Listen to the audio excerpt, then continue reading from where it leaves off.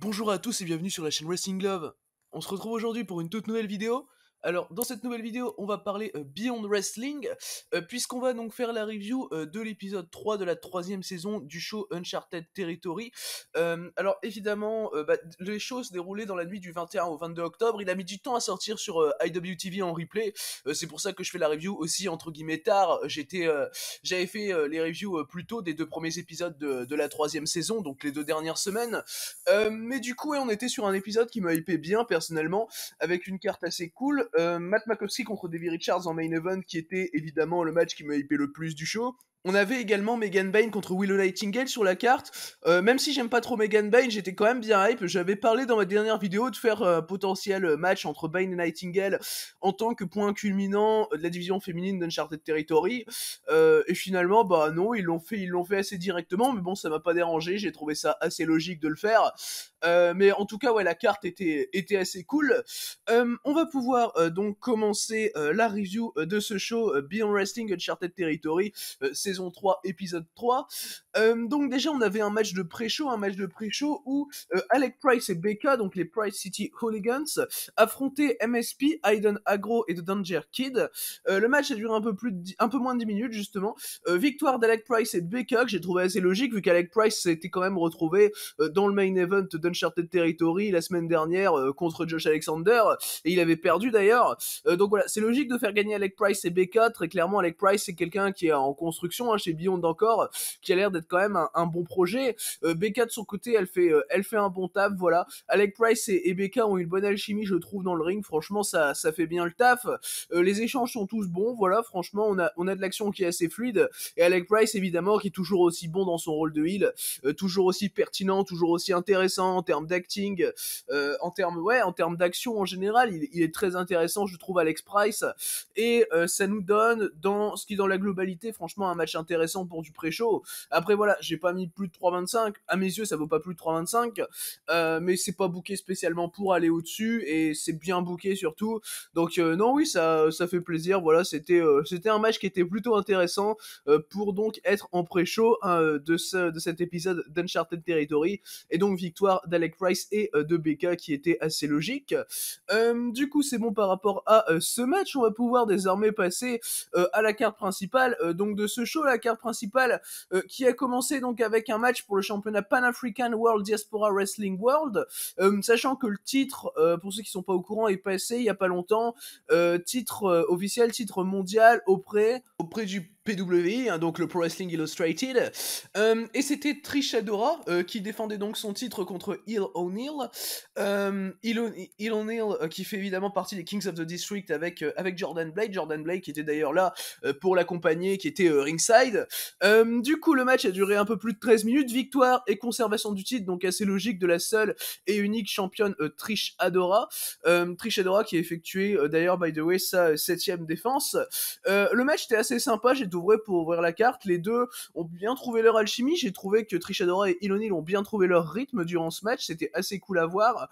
Trish Adora est toujours assez intéressante dans le ring. Elle a toujours de l'impact dans ses retours. Elle est toujours vraiment, elle donne du peps au match, toujours, comme d'habitude. Il O'Neill, de mon côté, c'est un catcheur que j'aime beaucoup. Donc évidemment, on était sur un des matchs qui m'a hypé le plus du show. D'ailleurs, je pense le deuxième qui m'a hypé le plus, même si je l'ai pas cité en début de vidéo, juste après le Richards contre Matt Makowski. Et oui, on avait un truc qui sur le papier donnait quelque chose de bien, on a eu quelque chose de bien dans tous les cas.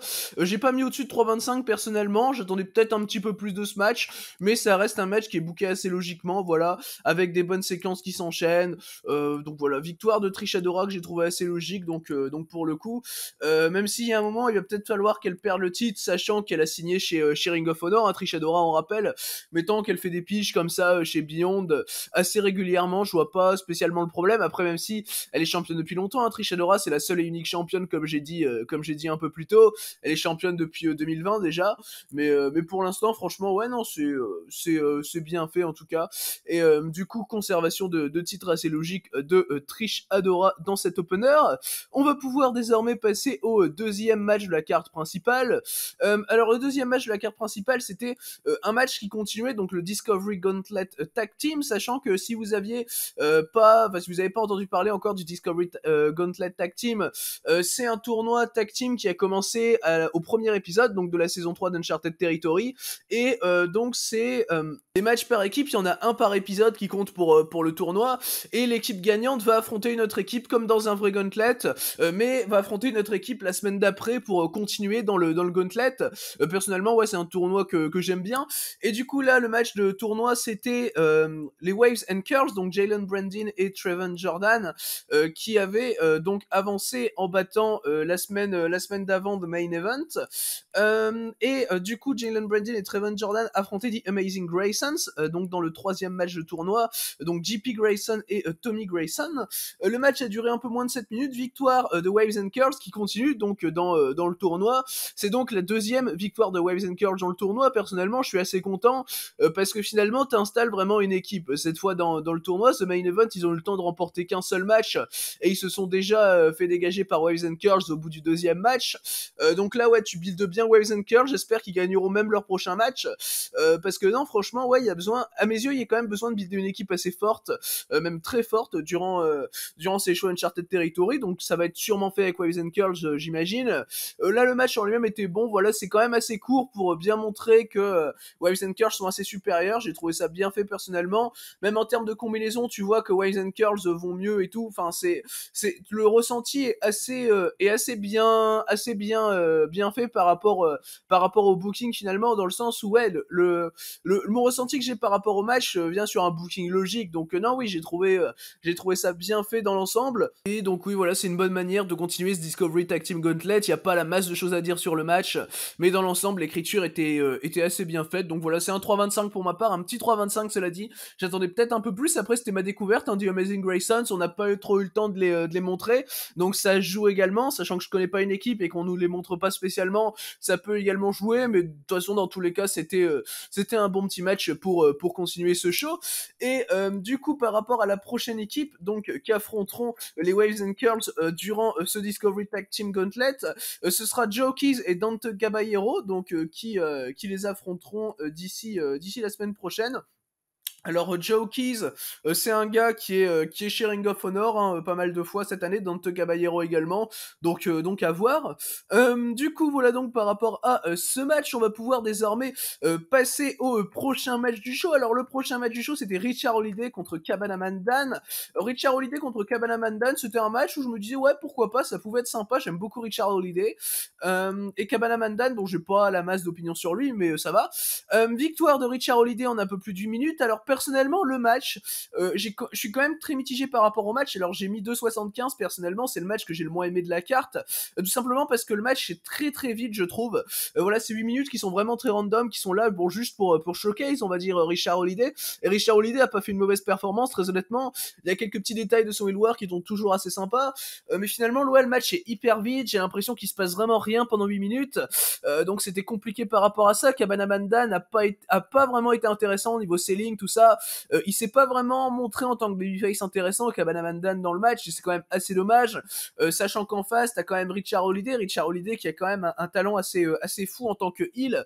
Donc normalement avec un face qui devrait bien vendre son avance, c'est assez facile que ça marche à mes yeux, mais là ça n'a pas été le cas malheureusement, surtout qu'en plus Richard Holliday, quand il pense, il fait partie de Rally, qui est le gros clan de Hill, on va dire, chez Beyond, donc enfin voilà, c'est quand même un peu dommage, on arrivait que là avec un match solo de Richard Holliday, mais en soi c'était pas dégueu non plus, hein. Voilà, j'ai quand même mis 2,75, c'est au-dessus de la moyenne, on limite la casse, on va dire, mais ouais, on est clairement sur le moins bon match du show à mes yeux, mais on reste voilà sur une victoire de Richard Holliday assez logique, donc voilà, pour peut-être, pourquoi pas, donner un certain push à Richard Holliday, ça peut être sympa. Voilà donc par rapport à ce match donc remporté par Richard Holliday, auquel j'ai mis la note de 2,75. Du coup on va pouvoir maintenant passer au prochain match du show. Alors le prochain match du show, c'était un tag team match derrière lequel il y avait quand même quelque chose. C'était Little Mean Kathleen et Teddy Goods qui affrontaient Whatever It Takes, donc Mark Sterling et VSK. tag. Alors ce match tag il a lieu parce que tout simplement la semaine dernière VSK avait affronté en un contre un Little Min Kathleen et il l'avait vraiment déchiré quoi. Donc du coup tu avais Teddy Goods qui était intervenu pour sauver Little Min Kathleen et Mark Sterling fait équipe avec VSK tout simplement parce que habituellement voilà c'est son manager.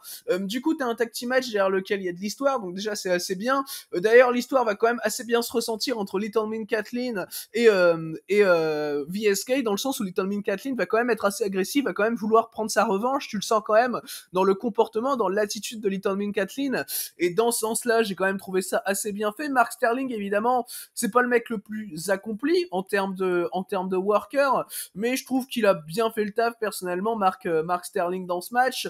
VSK également, voilà, VSK c'était un peu présenté comme le mec à battre dans le match, voilà, Teddy Goods réussit à remporter le match pour son équipe, voilà, c'était assez logique, surtout sachant que Teddy Goods, il va avoir un gros match à Reverse the Curse contre Matt Cardona, qu'il était déjà censé avoir lors de American Rana, mais comme vous le savez, American Rana a été annulé au mois d'août à cause d'une tornade, et donc voilà, la victoire de Teddy Goods et donc de Little Min Kathleen, je l'ai trouvé assez logique personnellement, donc ouais, dans l'ensemble, un bon petit match par équipe. Personnellement, voilà, j'ai mis 3 parce que Mark Sterling, c'est un peu compliqué dans le ring et c'était pas vraiment intéressant tout le long, mais on avait quand même une bonne histoire qui était racontée. Donc voilà pour ce match donc remporté par Little Min Kathleen et Teddy Goods. On va pouvoir maintenant passer au prochain match du show, donc au 6e des 8 matchs du show. C'était un 6-man tag team match avec d'un côté The High Flying Star Machines, donc Becky Westbrook, Bojack et Diego Hill, qui affrontaient Club Cam, donc le clan de Cam Zagami qui accompagnait donc Aaron Rourke, Bobby Orlando et Bryce Donovan. Le match a duré un peu plus de 15 minutes, victoire du Club Cam, que j'ai trouvé assez logique personnellement. Il sortait déjà d'une victoire lors du premier épisode d'Uncharted Territory, donc de la saison 3, contre Trish Adora et les Kings of the District. Donc voilà, c'est assez logique de continuer de donner du momentum à Club Cam qui est un clan qui va être construit assez fort, j'ai l'impression, durant ces épisodes d'Uncharted Territory, et même pourquoi pas après, hein, évidemment. Et dans l'ensemble, on a un six-man tag team match que j'ai trouvé vraiment bien fait. Les combinaisons entre Aaron Rourke, Bobby Orlando et Bryce Donovan, évidemment les trois sont plutôt bien faites, j'ai trouvé. Il y a une certaine alchimie entre les trois qui est très facile à voir. Non ouais, c'était assez bien fait dans ce sens-là. On a un bon petit match trio, voilà, qui fait plaisir. 15 minutes, cela dit, j'ai peut-être trouvé ça un peu trop long personnellement par rapport à ce que c'était, où finalement les 3-4 dernières minutes se retrouvent à être un peu vides par rapport à ce que ça devrait être. Mais bon, dans l'ensemble, on reste sur un bon match évidemment. J'ai mis 3,25 à titre personnel, on n'est pas sur un de mes matchs préférés du show spécialement, mais ça reste de l'action assez solide à mes yeux en tout cas. Donc voilà, vraiment match très agréable à voir. Voilà, après c'est sans plus non plus, il y a rien d'incroyable évidemment, mais voilà, on est sur un bon six-man, un bon push pour Club Can, et en face des adversaires que je trouve assez intéressant personnellement de High Flying Star Machines. C'était, je pense, de toute façon la première fois que je les voyais, des High Flying Star Machines. Donc peut-être que non, je les avais vus à IWTV Untitled, IWTV Untitled que j'avais pas reviewé sur cette chaîne, mais qui était un bon petit show. Mais en tout cas, du coup voilà pour ce six-man tag team match, donc remporté par le clan de Cam Zagami. On va pouvoir désormais passer à un match qui me hypé personnellement quand même s'il y a une des deux workers du match que j'aime pas trop. Donc c'était le pré-main event de ce show. Le pré-main event de show, c'était Willow Nightingale qui affrontait donc Megan Bayne. Alors Willow Nightingale contre Megan Bayne, personnellement j'ai trouvé que c'était un bon petit match. Il a duré 10 minutes, victoire de Megan Bayne, qui m'a pas surpris en soi, parce que au début ça m'a surpris parce que j'imaginais quand même Willow battre Megan Bayne, voilà, mais finalement je pense que c'est pour faire un rematch à un moment et faire gagner Willow Nightingale, tu vois. Donc finalement ouais, c'était pas du tout trop tôt pour faire un Megan Bayne contre Willow Nightingale. Ça confirme à mes yeux qu'il y en aura un autre pour vraiment être le point culminant de la division féminine à Uncharted Territory. Parce que sinon Willow Nightingale l'aurait gagné directement, parce qu'à mes yeux c'est Willow Nightingale qui aurait déjà de base dû battre Megan Bayne, et là oui, c'est juste la victoire de Megan Bayne est juste là pour continuer, on va dire, une petite storyline entre les deux.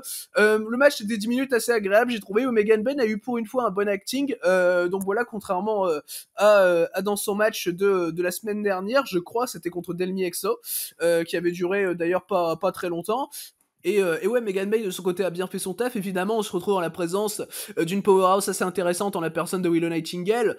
Donc voilà, il y a quand même une bonne dynamique qui s'installe au cours des 10 minutes. Tu sens que les deux ont quand même une bonne alchimie. Les deux peuvent faire mieux ensemble, très clairement. Voilà, c'est pour ça que je suis 4,25. Voilà, c'est un de mes matchs préférés du show, hein, très clairement, ce Bane contre Willow. Et je m'attendais pas des masses à dire ça de la part de Megan Bane personnellement, parce que c'est pas une catcheuse dont j'ai l'habitude d'aimer les matchs. Voilà, Megan Bane. Mais là, voilà, là, elle a bien fait le taf, j'ai trouvé. Willow Nightingale fait toujours bien le taf. Donc voilà, c'était un match plutôt agréable dans son ensemble, auquel j'ai mis donc la note 2,325. On va pouvoir donc désormais passer au main event de ce show. Le main event de ce show qui était donc un match qui opposait Davey Richards à Matt Makowski. Donc qui était un match qui m'a hypé beaucoup évidemment au vu du talent des deux catcheurs. Le match a duré un peu plus d'un quart d'heure. C'était d'ailleurs le match le plus long du show. On a eu une victoire de Matt Makowski que j'ai trouvé assez logique personnellement et qui m'a plu parce que de base, vu que Davey Richards est quand même l'invité, je voyais pourquoi pas une potentielle victoire de Davey Richards. Mais t'as Matt Makowski qui est sur une streak de victoire à la Beyond et à mes yeux, fallait pas qu'elle se termine là, tu vois, cette streak de victoire. Donc voilà, je suis quand même plutôt content personnellement de voir la victoire de Matt Makowski. Alors évidemment, on est sur un très bon match technique entre Makowski et Richards, évidemment. Matt Makowski, le mec, il utilise super bien son background MMA. Le mec fait des super transitions. Enfin, en termes de catch technique, c'est hyper fluide, Matt Makowski. C'est juste un plaisir à voir. Et en face, Davey Richards, évidemment, ça reste Davey Richards. Donc techniquement, le mec est assez monstrueux. Hein. Depuis qu'il est revenu, là, depuis qu'il fait ses petits matchs en indie, là, c'est un plaisir. Je cite souvent son match contre TJP chez MLW et son match contre Daniel Garcia chez AAW. Le match contre Matt Makowski chez Beyond, là, c'est un match que je vais rapidement être dans les matchs que je vais citer régulièrement en parlant de Davey Richards aux US actuellement. Parce que Davey Richards, dans ce match, il fait juste une performance géniale. Les échanges techniques sont, ouais, hyper fluides. Matt Makowski va passer son temps à essayer de piéger Davey Richards. Davey Richards va être le premier qui va vraiment mettre en danger Matt Makowski dans le match. J'ai quand même vraiment bien aimé ça. Et petit à petit, t'as Matt Makowski qui va se ressaisir jusque remporter le match d'ailleurs après avoir réussi à contrer l'Ankle Lock de Davey Richards. Ankle Lock de Davey Richards qui est évidemment une soumission hyper dangereuse. Et Matt Makowski va réussir à remporter le match avec son armbreaker. Donc il va faire taper Davey Richards en plus de ça. Donc ouais, non, j'ai trouvé ça très bien dans son ensemble, très bien booké. Que Davey Richards perde contre Matt Makowski, c'est vraiment une bonne chose à mes yeux pour le booking. Matt Makowski qui va peut-être se diriger vers le championnat IWTV d'Alex Shelley, ce qui m'étonnerait pas d'ailleurs parce qu'il avait déjà voulu challenger Wheeler Yuta avant qu'il perde le titre contre Alex Shelley lors de IWTV Untitled. Donc je me dis ouais, pourquoi pas, il y a vraiment quelque chose à faire de très intéressant. Et d'ailleurs tu peux même déboucher après sur un Alex Shelley contre Davey Richards, ça peut être super, hein, évidemment. Moi je dis pas non à un petit Alex Shelley Davey Richards, hein, vu le talent des deux mecs techniquement. Mais ouais, pour revenir au Makowski contre Davey Richards, on a pas mal de transitions techniques très fluides en termes de mat work, c'est juste un plaisir. Voilà, pour moi qui adore le catch technique, voilà, tu me mets devant ce genre de match, évidemment que je vais prendre mon pied. Donc voilà, moi j'ai mis 3,75 personnellement à ce match. J'aurais pu aller au 4 si c'était peut-être un peu plus long, s'il y avait peut-être un peu plus de backstory entre les deux. Mais globalement, le match était très très bien booké et en termes d'in-ring, c'est juste un plaisir ce genre de match. Donc voilà, par rapport à ce main event donc remporté par Matt Makowski. Du coup, c'est donc cette victoire de Matt Makowski qui concluait ce show. Alors, par rapport au show dans l'ensemble, personnellement, j'ai trouvé que c'était un show intéressant de la part de Beyond Wrestling. Alors, évidemment, on est à mes yeux sur le moins bon show depuis le début de la saison 3 d'Uncharted Territory, sachant que le meilleur show reste évidemment le premier show, où on avait eu en main event Alex Shelley contre Daniel Garcia d'ailleurs, qui reste donc le meilleur match de cette saison 3 pour le moment. Mais ouais, dans l'ensemble, on a un show qui est quand même assez agréable. Le seul match que je conseille vraiment fortement, c'est le main event entre Matt Makowski et Davey Richards, mais il y a d'autres matchs qui sont très cool à voir dans le show. Megan Bane contre Willow Nightingale par exemple, ou encore Trish Adora contre Hill O'Neill, qui peuvent être deux matchs également qui peuvent être à voir. Donc voilà, sachant qu'on a un match de titre et un match qui joue un rôle quand même dans une continuation de storyline. Voilà donc par rapport à ce show donc Beyond Wrestling Uncharted Territory saison 3 épisode 3. Du coup c'est ce qui conclut donc cette review de Beyond Wrestling. Merci à vous donc d'avoir écouté cette vidéo. J'espère que du coup elle vous aura plu et donc d'ici les prochaines vidéos, je vous dis à la prochaine.